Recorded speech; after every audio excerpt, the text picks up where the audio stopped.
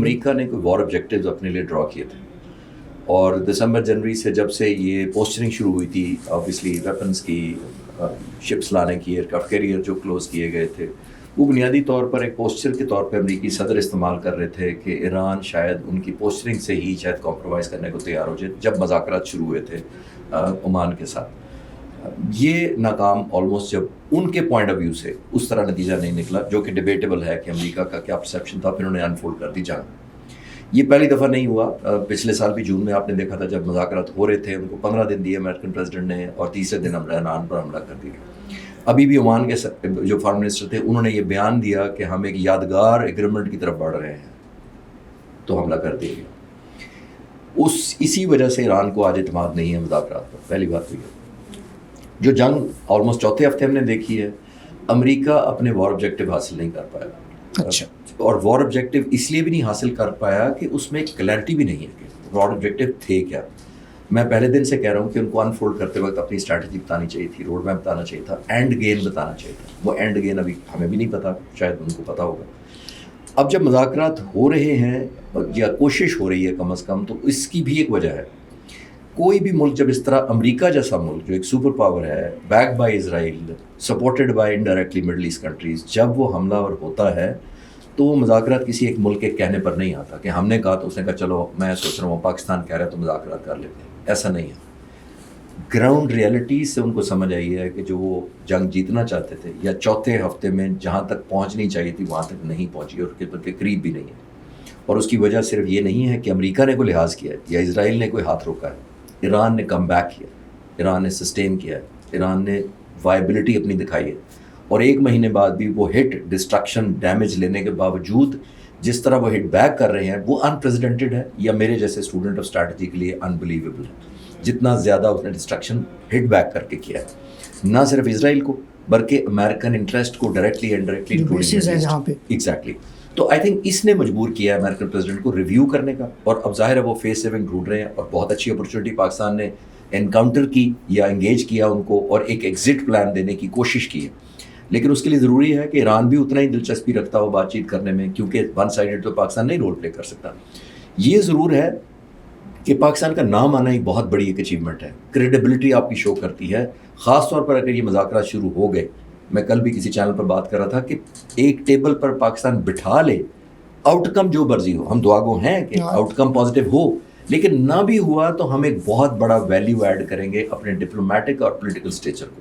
تو یہ ہماری کنٹریبیوشن تب شروع ہوگی جب یہ ایگریمنٹ میں آ جائے اور ایک میز پر بیٹھ کے ایک بات چیت کرنے پر تیار ہو جائے. تب جو ہماری جو یہ فائنینشیل ٹائم کی سٹوری تھی اس کو آپ کس طرح سے دیکھتے ہیں, یہ ڈیولپمنٹ کیسے ہوئی؟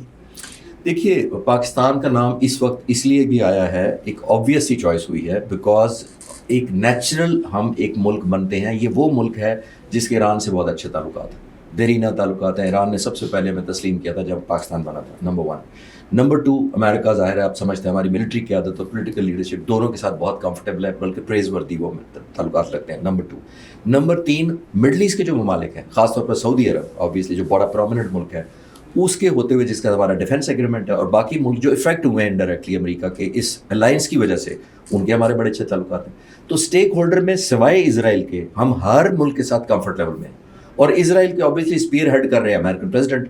تو اگر امریکن پریزیڈنٹ آپ سے خوش ہیں یا کہیں کمپرومائز کرنے کو تیار ہو جائے تو یہ ان کی ذمہ داری ہوگی کوئی اسرائیل کو تسلیم کرائے. تو آئی تھنک ہماری نیچرل چوائس بنی. آپ سے اگر میں یہ سوال پوچھوں کہ مذاکرات کا آؤٹ کم کیا ہوگا, آپ کو کیا نظر آتا ہے؟ یہ ڈپینڈ کرتا ہے کہ کس کو کتنی ایک کاسٹ پے کرنی پڑی ہے اب تک ایک مہینے میں.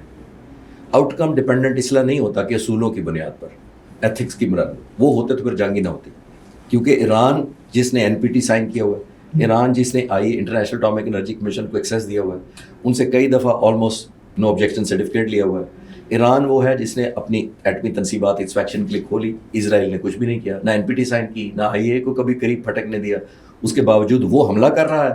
اور کنفرم ویپنز اگر آپ اور میں چوائس کریں تو ظاہر ہے اسرائیل کے پاس کنفرم نیوکلیر ویپنز ہیں, ایران پر نہیں ہے. تو ایتھکس مورالٹی کی تو بات ہی کریں.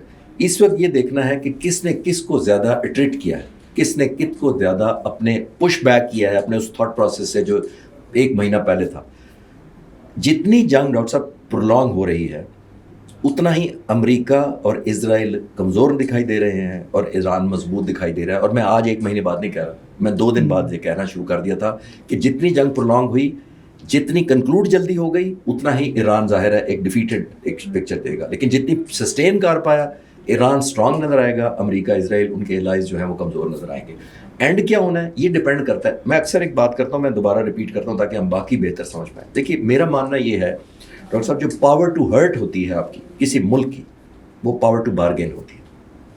پاور ٹو ہرٹ جس ملک کی زیادہ ہے بالکل اس کو پاور ٹو بارگین بہتر ملے گی. امریکی صدر کیا کر رہے تھے 2 مہینے پہلے جنگ سے؟ وہ اپنی پاور ٹو ہرٹ ایگزیبٹ کر رہے تھے.